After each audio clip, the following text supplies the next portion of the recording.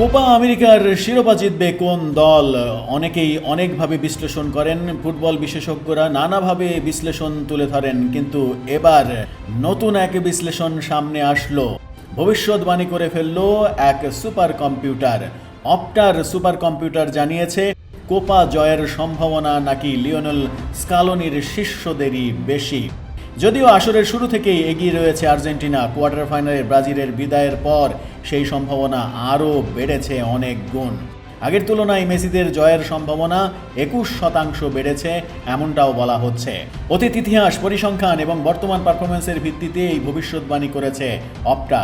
আসরের শুরু থেকে আর্জেন্টিনাকে এগিয়ে রেখেছিল ব্রিটিশ ক্রীড়া তথ্য সংরক্ষণকারী ও বিশ্লেষণ সংস্থাটি, যেখানে কোয়ার্টারে 89.8, সেমিফাইনালে 67.2, ফাইনালে খেলার সম্ভাবনা 50.5% তারা বলেছে।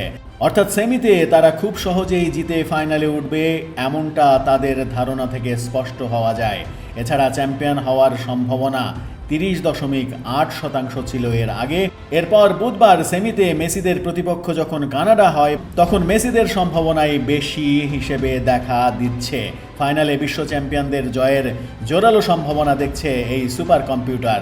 প্রেডিকশন বলছে আর্জেন্টিনার জয়ের সম্ভাবনা 76.7 আর কানাডার জয়ের সম্ভাবনা মাত্র 9.8%। অন্যদিকে ফাইনালে আর্জেন্টিনার সম্ভাব্য প্রতিপক্ষ উরুগুয়েকে বলেছিল অপটা বলছে কলম্বিয়াকে উড়িয়ে ফাইনাল খেলবে সুয়ারেজরা, তবে ফাইনালে আর্জেন্টিনার কাছে হেরে যাবে তারা।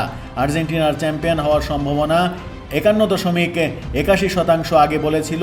অন্যদিকে উরুগুয়ের সম্ভাবনা বলেছিল 27.60।